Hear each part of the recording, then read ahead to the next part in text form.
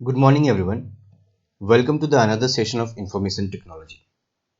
Today, we will have the revision of part A, that is employability skill.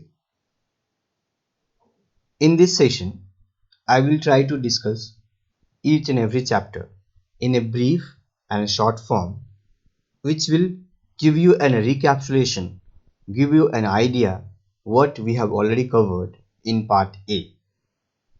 So there are 5 chapters in part A: communication skill, self-management skill, ICT skills, entrepreneurship, and green skills. Each and every chapter having a different nature, different characteristic. And each chapter is very important for any individual to develop some soft skill, some habit, some characteristic, some attribute, some etiquettes which he or she will require anytime down the line in his career or her career. तो first chapter में हम लोगों ने देखा communication skill in which we came to know what is communication. We have learned that a communication is basically came from a Latin word communicare, which means to share. And a communication is basically exchange of ideas, feeling, thoughts, anything where a sender is passing out this thing to a receiver. Then we have seen the method of communication, which is generally of two type, but many people many a time consider it as a three type. One of the two type are very popularly known. They are verbal communication, non-verbal communication, and we have a third type, that is visual communication. Verbal communication किसी भी तरह का oral या written communication हो सकता है, जब आप फेस टू फेस सामने वाले के साथ वीडियो कॉल के थ्रू, किसी वीडियोस के थ्रू आप ओरल कम्युनिकेशन कर रहे हो, कुछ बोल रहे हो, सामने वाला सुन रहा है, उसके अकॉर्डिंगली रिस्पॉन्ड कर रहा है. Written communication can be anything in the form of letter, gesture, sorry I am sorry verbal communication में ओरल कम्युनिकेशन भी आता है एंड रिटन कम्युनिकेशन भी आता है. ठीक है, ओरल कम्युनिकेशन जैसे आप फेस टू फेस बात कर रहे हो, रिटन कम्युनिकेशन जैसे लेटर हो गया, किसी डॉक्यूमेंटेशन के थ्रू, किसी एग्रीमेंट के थ्रू आप बात कर रहे हो, these are called verbal communication. Non verbal communication in which communication involves only some non-verbal elements like your body language, your gesture, your eye contact, your facial expression, any kind of symbol, means a non-verbal communication having more impact because we react according to the person mood, and many a time without letting anyone speak, we understand that person is going through something or the person mood. So verbal communication, non-verbal communication.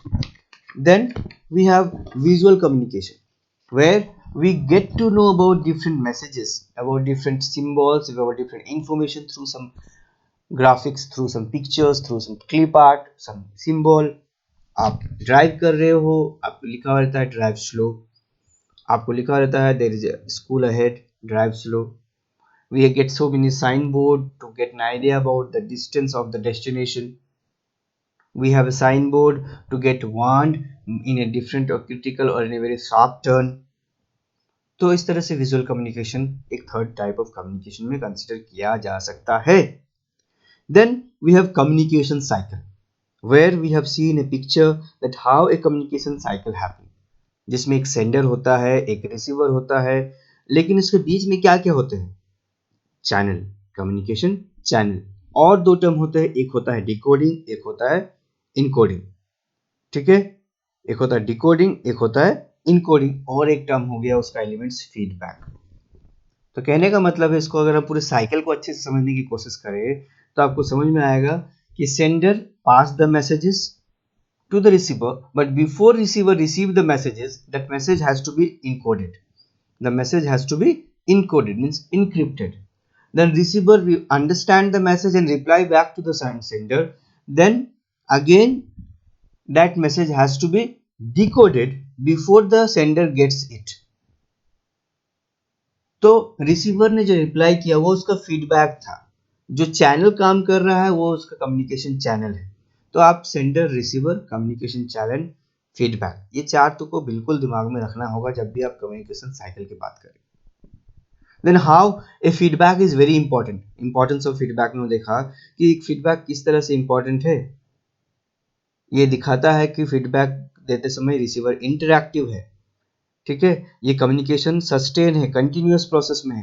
Communication को ज़्यादा effectively हम लोग major कर सकते हैं। Positive feedback हमें motivation देता है, नेगेटिव फीडबैक हमें सेल्फ एनालिसिस करने के लिए ऑप्शंस देता है। तो फीडबैक इंपॉर्टेंट है। क्या क्या बैरियर्स है इफेक्टिव कम्युनिकेशन में, वो हम लोगों ने देखा था नेक्स्ट टॉपिक पे, जिसमें हम लोगों ने बात किया फिजिकल बैरियर, ठीक है, जैसे इन्वायरमेंट हो गया, आसपास का भीड़ हो गया, नॉइज हो गया। साइकोलॉजिकल बैरियर, आपका दिमाग किसी और चीज के बारे में सोच रहा है, एक प्रीजुडिस थॉट बनाकर रखा है। लिंग्विस्टिक एंड कल्चरल बैरियर, आप किसी ऐसे एरिया में गए हो जहाँ की लैंग्वेज आपको समझ में नहीं आती, आप वहाँ के लोगों से बात करने के लिए आपको डिफिकल्टी हो रही है, चाहे आप नॉर्थ ईस्ट में जाइए, साउथ में जाइए, आपकी कॉमन लैंग्वेज, आपकी मदर टंग है Hindi, but their common language में इंग्लिश और देयर लोकल लैंग्वेज। सो एक तरह का एक बैरियर काम करता है। कभी कभी बैरियर का mechanical barrier, when there is a fault in a device and due to that network issues और device issues we are not in a position to communicate, that becomes mechanical barrier. कैसे barrier को overcome कर सकते हैं? Perception में differences को eliminate करके, मतलब कोई प्रेजुडिस थॉट है तो उसको हटाकर सिंपल लैंग्वेज का यूज कीजिए। नॉइज लेवल को रिड्यूस करने की, यानी जो आसपास के लोग भीड़ है उसको या उसके निकलने वाली जो आवाज़ है उसको कंट्रोल करने की कोशिश कीजिए। और एक्टिव लिसनर बनना स्टार्ट करना होगा। आपका active listening is very important. A listener is a good speaker, so you need to have patience and listen to the person who is speaking in front of you. Then we have principle of effective communication. एक effective communication के लिए क्या क्या principal applicable है? आपके ideas में clarity होनी चाहिए, लैंग्वेज अप्रोप्रिएट होना चाहिए, आप अटेंशन दें, कंसिस्टेंसी मेंटेन करें, एडिक्वेसी मेंटेन करें, एक प्रॉपर टाइम हो, फीडबैक हो, प्रॉपर मीडियम, ठीक है। इस तरीके से इतने सारे प्रिंसिपल है। सारे प्रिंसिपल्स को हम लोग ऑलरेडी एक्सप्लेन कर चुके हैं। अगर आपको कोई टॉपिक डिटेल में समझना है तो I would suggest please go through the video और audio which we have send to you in WhatsApp और अपलोडेड इन यूट्यूब और uploaded in your Google classroom. Then the very important one, 7 C's of communication. कि communication के 7 C's क्या क्या है? Concise, message छोटा होना चाहिए, कॉन्क्रीट, एकदम अप टू द मार्क होना चाहिए, करेक्ट, सही होना चाहिए, क्लैरिटी, कंफ्यूजिंग नहीं होना चाहिए, कोहेरेंट, चेन के साथ कनेक्ट होना चाहिए, मतलब कंसिस्टेंसी, कंटिन्यूटी मेंटेन होनी चाहिए। ऐसा नहीं कि पुराना मैसेज कुछ और है उसके बाद का मैसेज बिल्कुल ही लिंक ना करे। कंप्लीट, यानी मैसेज आपका बिल्कुल इनकम्प्लीट ना हो। देन कर्टियस, आप में एक हम्बलनेस हो, आपके मैसेज में एक कर्टसी हो। तो that these are the different C's of communication. Okay, so this is what we have in chapter 1. Before we start chapter 2, please wait. Sorry for the delay children, actually I had to bind up the class of class 10. The moment I'm recording your, actually this is for class 10 only, you are having extra class of 15th of November. Okay, so the next chapter is there, that is self management. Self management में हम लोगों ने देखा कि self management है क्या? An ability to control our self, an ability to just control our feelings, regulate ourselves, and to control our emotions. And it is something very important for any individual. It helps any individual to grow in his career, in his personal life, in his professional life. He becomes punctual, he becomes disciplined, he becomes self-aware.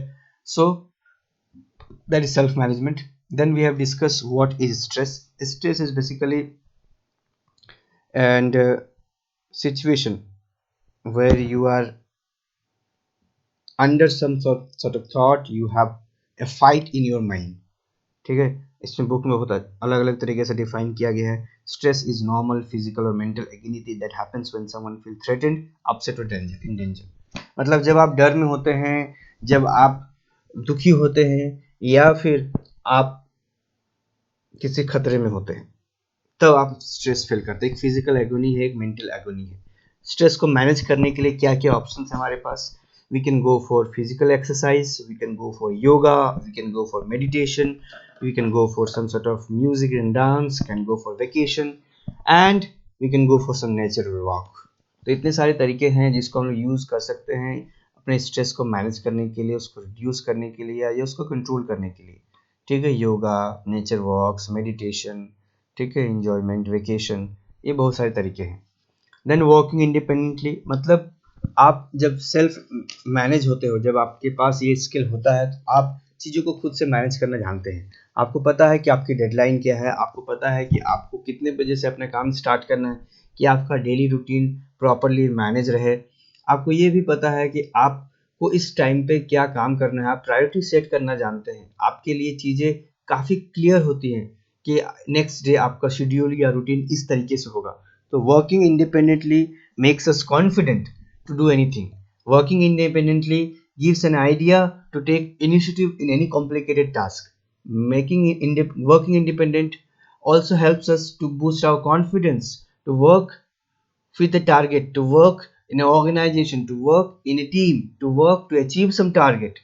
So working independently is something very good for any person in his life.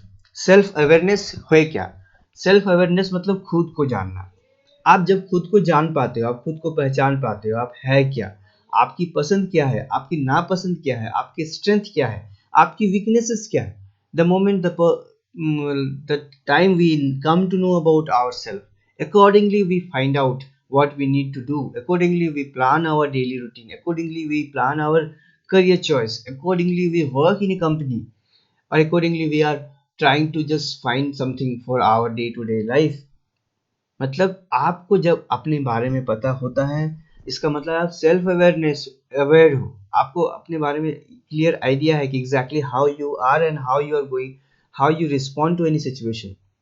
Self motivation is something to just give some self appraisal. आप कोई अच्छा काम कर रहे हैं, आप खुद को मोटिवेट करने के लिए आप खुद को कुछ गिफ्ट कर रहे हैं, आप अपने आप को एक ट्रीट दे रहे हैं, आप अपने आप को एक वेकेशन पे लेकर जा रहे हैं.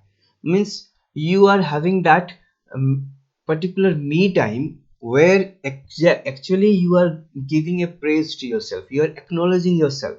So self motivation is basically boost your morale, boost your confidence that yes, I can do this, yes, I'm going to do this, yes, I'm happy that I am being a part of this particular company, I'm happy that I'm being a part of this team which is working on a very big or huge project. So self motivation is very important, and that helps to do any work, to start any work. Self regulation मतलब आपको खुद पर एक check होना चाहिए, आपके खुद के ऊपर एक पेरेंटल कंट्रोल होना चाहिए. मतलब खुद के थ्रू कि आपको समझ में आना चाहिए, आपको ये पता होना चाहिए कि आपका जो भी एक्शन है, आप जो भी स्टेप्स ले रहे हैं वो सभी तरीके से सही है या नहीं है. आपको बीच में एक पॉज करना, आपको नॉक करना. अगर आप एक फ्लो में जा रहे हैं तो आपका खुद पर एक कंट्रोल होना. ठीक है, आप अपने इमोशंस को कंट्रोल कर रहे हैं, अपने इंट्रोस्पेक्शन को कंट्रोल कर रहे हैं. तो सेल्फ रेगुलेशन क्या है? मतलब जो लोग सेल्फ रेगुलेट होते हैं, जिनके पास अच्छी स्किल्स होती है सेल्फ रेगुलेशन की, वो किसी भी सिचुएशन में अपने आप को अकोमोडेट कर लेते हैं. They are very flexible, they get change to the, they just cope up with the changes, they adjust to different situation, और वो काफ़ी पॉजिटिव लेते हैं चीज़ों को. तो self regulation is very important in self management skills. Then we have ICT, information and communication technology.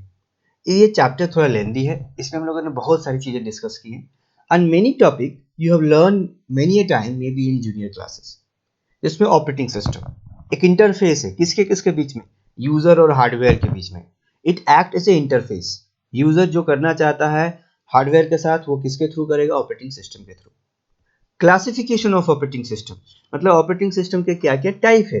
हम लोगों ने अलग अलग कैटेगरी के बेसिस में इनको टाइप में डिस्कस किया था, कि जैसे इंटरफेस के बेसिस पे GUI, CUI, graphical user interface, character user interface. Number of users के बेसिस पे single user, multi user. Number of processor के बेसिस पे यूनी प्रोसेसिंग, मल्टी प्रोसेसिंग. तो इस तरीके से अलग अलग टाइप है ऑपरेटिंग सिस्टम का। फंक्शन ऑफ ऑपरेटिंग सिस्टम, ये तो सारा मैनेजमेंट था। 6 मैनेजमेंट है, आपको दिमाग में याद होना चाहिए। 6 के 6 management: device management, memory management, process management, security management, file management and user interface. सब मैनेजमेंट ही है: device, memory, process, file, security. ठीक है, लास्ट में एक है यूजर इंटरफेस।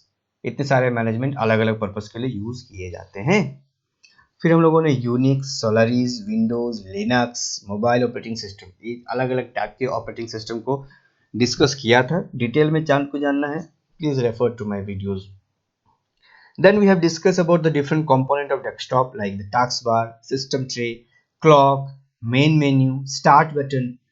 ठीक है, इस सारी चीज़ों के बारे में हम लोगों ने बात किया था। किस तरह से किसी एप्लीकेशन को रन करते हैं, किसी भी इंटरफेस स्क्रीन का क्या क्या बेसिक कंपोनेंट होता है।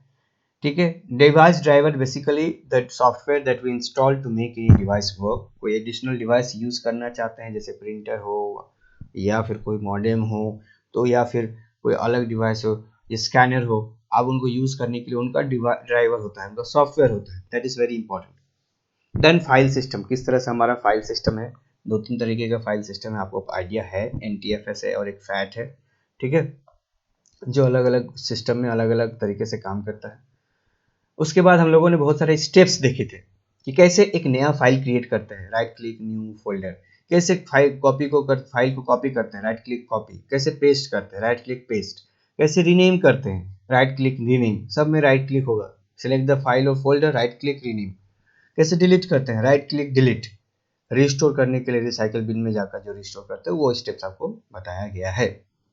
फिर हम लोगों ने देखा किस तरह से कंप्यूटर के कंपोनेंट्स को क्लीन करना चाहिए, उसकी देखभाल करनी चाहिए। हार्डवेयर पार्ट्स को किस तरह से क्लीन करना चाहिए, कैसे में शेड्यूल हो उसको मेंटेन करना चाहिए। मतलब आप डिस्क डिफ्रेगमेंटर को शेड्यूल करके रख सकते हैं। ठीक है, या फिर फुल सिस्टम स्कैन को शेड्यूल करके रख सकते हैं। मैलवेयर क्या है, इसके क्या क्या टाइप्स है।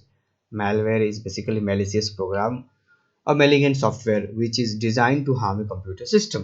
क्या क्या सिम्टम हम लोगों ने देखा था। कंप्यूटर स्लो डाउन होता है, उसका फंक्शन अच्छे से नहीं होता है, अननेसेसरी मैसेजेस आते हैं, system of just absurd behave करता है। कैसे वायरस से अपने आप को बचा सकते हैं, एंटीवायरस से, एंटीवायरस को अपडेट करके। ठीक है, और टेम्परेरी फाइल को कैसे हटाते हैं, ये भी हम लोगों ने देखा था। ये हो गया आपका चैप्टर 3। चैप्टर 4 इज एंटरप्रेन्योरशिप, जिसमें हम लोगों ने देखा कि किस तरीके से एक इंडिविजुअल, कोई भी इंसान, कोई भी ह्यूमन बीइंग अपने आप को एक बिजनेस इंडस्ट्री में या फिर अपने आप को एंटरप्रेन्योरशिप की तरह कंसीडर कर सकता है। बेसिकली एंटरप्रेन्योरशिप है क्या। ठीक है, एंटरप्रेन्योरशिप इज बेसिकली एक ऐसा इंडिविजुअल है जो अपना एक बिजनेस स्टैब्लिश करता है, सोसाइटी के बेनिफिट के लिए, पर्सनल बेनिफिट के लिए, और एक ओवरऑल नेशन के डेवलपमेंट के लिए। एक एंटरप्रेन्योर में बहुत सारे कैरेक्टर्स कंबाइन होते हैं, जिससे वो कस्टमर की ज़रूरत के हिसाब से प्रोडक्ट को जनरेट कर सके, उनकी ज़रूरत को समझ सके, सोसाइटी के लिए कुछ वेलफेयर का काम कर सके। ठीक है, तो फर्स्ट पैराग्राफ में, फर्स्ट पेज और हाफ पेज में आपको सिर्फ उसे बताया गया है कि कैसे एक एंटरप्रेन्योर डिफरेंट कैरेक्टर्स को कैरी करता है, कैसे वो एक सोसाइटी के लिए बहुत इंपॉर्टेंट रोल प्ले करता है, कैसे एक एंटरप्रेन्योर को हम लोग फिलैंथ्रोपिस्ट के नाम से भी जानते हैं, कैसे एक एंटरप्रेन्योर एक सोसाइटी के लिए बहुत ही ज़्यादा कंट्रीब्यूट करता है, वो किस तरीके से रॉ मटेरियल को प्रोसेस करता है, किस तरह से फाइनेंशियल सपोर्ट देता है एक सोसाइटी को, एक ग्रुप ऑफ कम्युनिटी को। तो entrepreneurship is something very big where you can understand that yes, it's not only the business person, business background people, it's not only that person who is having creative idea is going to have the very big benefit in entrepreneurship. Anyone can be an entrepreneur. It's just he should have that belief, she should have that belief or confidence in himself or in himself or herself that yes, I can do this. I have this particular idea. I'm going to plan out these things. I'm going to collect many people on my project. I'm going to start my project in this way. This is the different phases that I will have. And after 1 year or 2 years down the line, I will have some profit in my account. So entrepreneurship is a long process. It is not something that you get into it and just start getting the benefit. It's new. You need to have plan, you need to have a prototype, you need to have a vision which makes you good for the business or for the entrepreneurship. What are the different qualities of an entrepreneurship? They are very clear with the target. They work very hard from the beginning. They don't take any holidays. They find that they are the owner of the company. They need to work day and night. They are very courageous. They are very courageous. They are very strong to take any steps. They are not like, okay, I'm not going to take this particular risk in my business. They have a clear vision what they are going to get in the future. They are very creative and innovative. They are problem solvers. They are good communicator, and they are updated with the various scenario of the market. फिर से मैं बता रहा हूँ, जब हम लोग entrepreneurship के क्वालिटीज की बात करते हैं एंटरप्रेन्योर की, they are very good at ideas, they are very creative, they are very innovative, they are very problem solvers, they are courageous, they are working hard, they are very clear with their ideas, they have a very clear vision of the future. So this is what exactly the qualities of entrepreneur. Function of entrepreneur, एक entrepreneur का क्या क्या function है? 4C, यानी आपको पता होना चाहिए, आप प्रोएक्टिव नेचर के होने चाहिए, को पता होना चाहिए कि मार्केट में ये चीज़ चाहिए, ये चीज़ बिक सकता है, ये चीज़ मैं बेच सकता हूँ, कस्टमर को ये चीज़ चाहिए.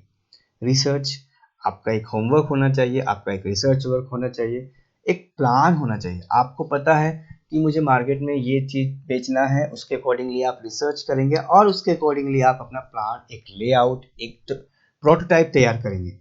और उसके साथ साथ आपके पास रिसोर्सेस होना चाहिए और एक एग्जीक्यूशन होना चाहिए, मतलब आप उस चीज़ को उतार सके ज़मीन पर. तो इतने सारे फंक्शन हैं. 4C, research, plan, resources and execution. Okay, there are 4 more function. Public relation, आपका एक रेपो जो है पब्लिक 1-to-1 जो आपका PR है वो बहुत अच्छा होना चाहिए. स्टैट्यूटरी ऑब्लिगेशन, मतलब आपको ये समझ में आना चाहिए उसका लीगल, किसी भी बिजनेस के लिए क्या क्या लीगल प्रोस्पेक्टिव हो सकते हैं और मैं किस तरीके से उस लीगल पर्सपेक्टिव में इन्वॉल्व हो सकता हूँ. आपकी मार्केटिंग स्ट्रेटेजी बहुत ही तगड़ी होनी चाहिए. आपका ऐड करना हो किसी भी मीडियम में, चाहे वो प्रिंट मीडिया हो या इलेक्ट्रॉनिक मीडिया हो, उसमें आपका मार्केटिंग काफ़ी ज़्यादा तगड़ा होना चाहिए. लॉन्चिंग, आपको पता है कि आपका प्रोडक्ट रेडी है, आप एक करेक्ट टाइम पे उसको लॉन्चिंग करने की एबिलिटी होनी चाहिए. तो इतने सारे एंटरप्रेन्योरशिप के फंक्शन हैं.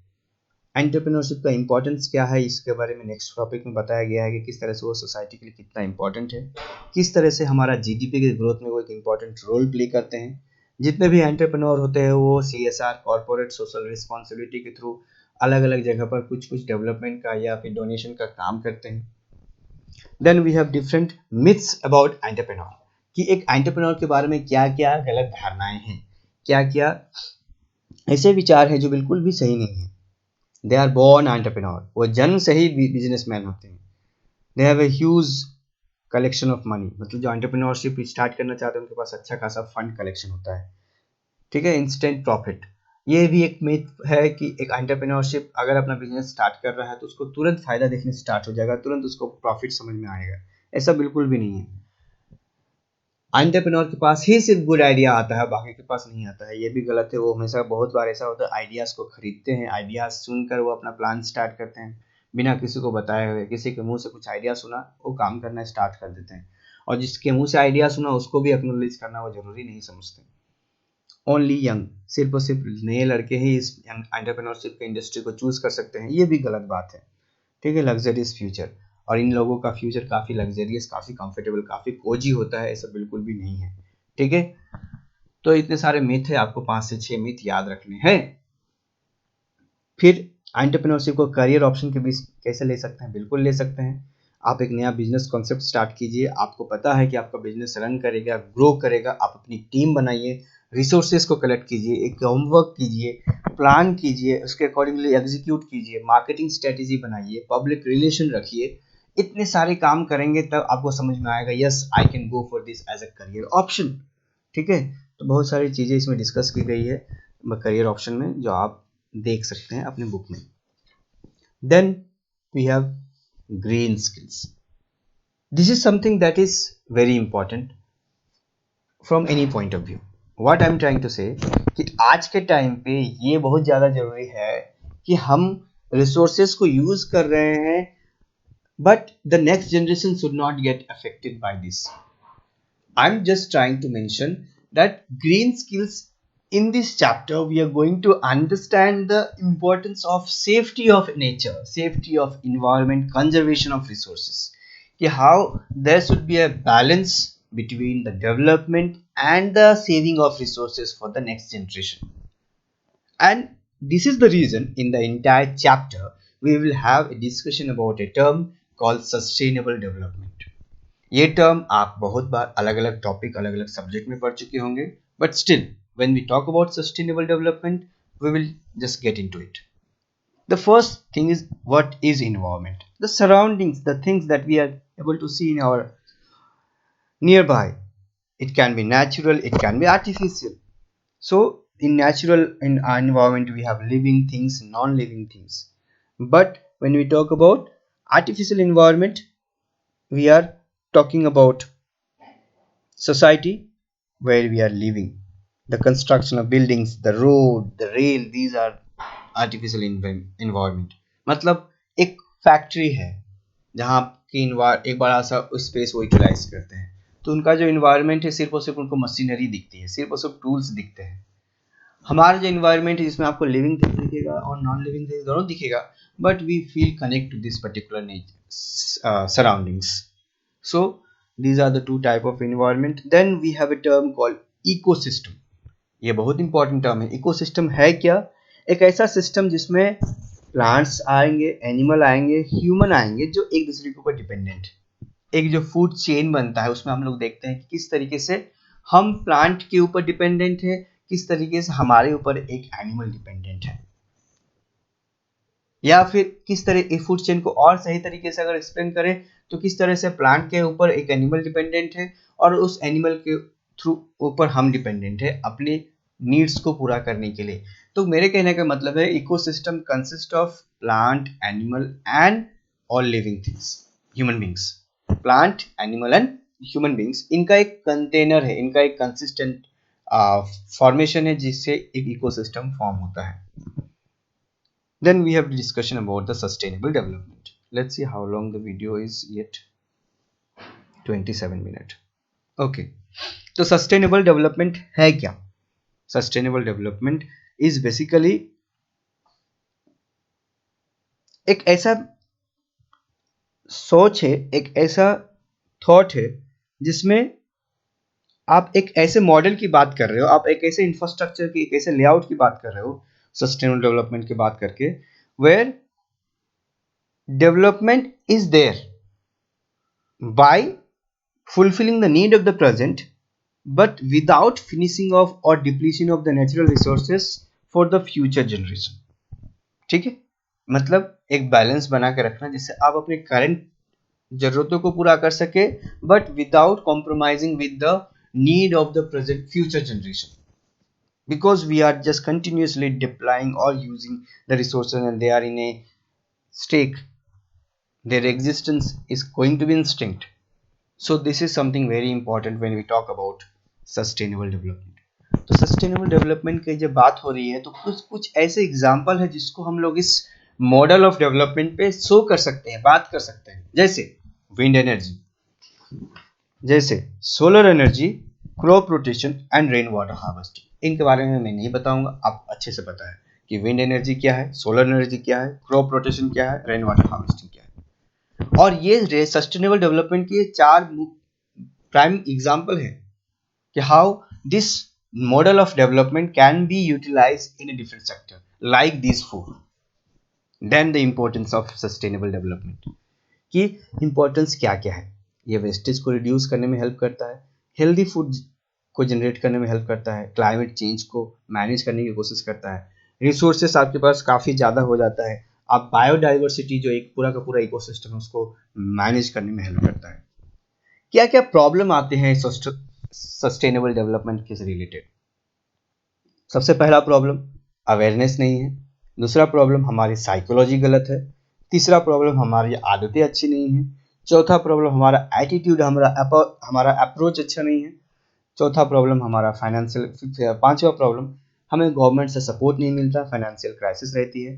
Then next one is war damage country, जहाँ पर कंटिन्यूस वॉर होते हैं, उस तरह के देशों में काफ़ी ज़्यादा डिफिकल्ट हो जाता है लाइफ को फिर से सेटल डाउन करना और एक सस्टेनेबल डेवलपमेंट के गोल की तरफ बढ़ना। ठीक है, तो war is not a good option at all for any country who is just in the phase of a developing country. Early expectation, हमारा एक्सपेक्टेशन काफ़ी ज़्यादा हाई हो जाता है, हम कुछ भी इनिशिएटिव लेते हैं, हम चाहते हैं कि हमारा इनिशिएटिव का आउटपुट हमें जल्द से जल्द मिले, जो कि पॉसिबल नहीं हो पाता। फिर नेक्स्ट आता है नेचुरल डिजास्टर, मतलब आपका जो भी सस्टेनेबल डेवलपमेंट की बात कर रही है, अगर किसी तरीके से कोई नेचुरल डिजास्टर किसी देश में, किसी देश के हिस्से में अगर आ जाता है, चाहे वो अर्थक्वेक हो, सुनामी हो, तो उस सस्टेनेबल डेवलपमेंट के प्रोग्रेस को वो काफ़ी ज़्यादा ऑल्टर करता है, काफ़ी ज़्यादा वो इंटरप्शन डिस्टर्ब करता है। तो इन पर हमारा कंट्रोल नहीं है, जैसे कि natural disaster. So natural disaster is also a problem for the sustainable development. तो इसमें आपके पास 7 से 8 प्रॉब्लम है कि अवेयरनेस नहीं है, लोगों की आदतें अच्छी नहीं है, लोगों का एटीट्यूड अच्छा नहीं है, क्राइसिस ऑफ फंड है, नेचुरल डिजास्टर, ये बहुत सारे प्रॉब्लम जिसको आप अपने दिमाग में रख सकते हैं, कम से कम 5। ठीक है, तो ये था आपका रिकैप्सुलेशन पार्ट ए का, जिसमें हम लोगों ने चैप्टर 1 से लेकर चैप्टर 5 के सारे टॉपिक को ब्रीफली छोटा छोटा स्मॉल पोर्शन में एक्सप्लेन करने की, समझाने की कोशिश की है। आई होप आपको ये रिवीजन क्लियरली समझ में आया होगा, आपको हेल्प हुई होगी चीज़ों से। नेक्स्ट वीडियो में हम लोग बात करेंगे ये नेक्स्ट क्लास में जो भी है पार्ट बी आपका सब्जेक्ट स्किल, उसके बारे में बात करेंगे कि किस तरीके से पार्ट बाय पार्ट हम लोगों ने सारे टॉपिक्स को डिस्कस किया है। जो टॉपिक हम लोगों ने डिस्कस नहीं किया है उसको हम लोग स्किप करेंगे, जैसे कि चैप्टर 6, ठीक है, एडवांस डिजिटल डॉक्यूमेंटेशन पूरा मोरलेस बाकी है। चैप्टर 12 उसका आधा पोर्शन बाकी है या आधा से ज़्यादा बाकी है, उस पोर्शन को हम लोग टच नहीं करेंगे, जो हम लोगों ने कवर किया है उसी को टच करेंगे। ठीक है, so this is for the day children, thank you everyone, stay home and stay safe.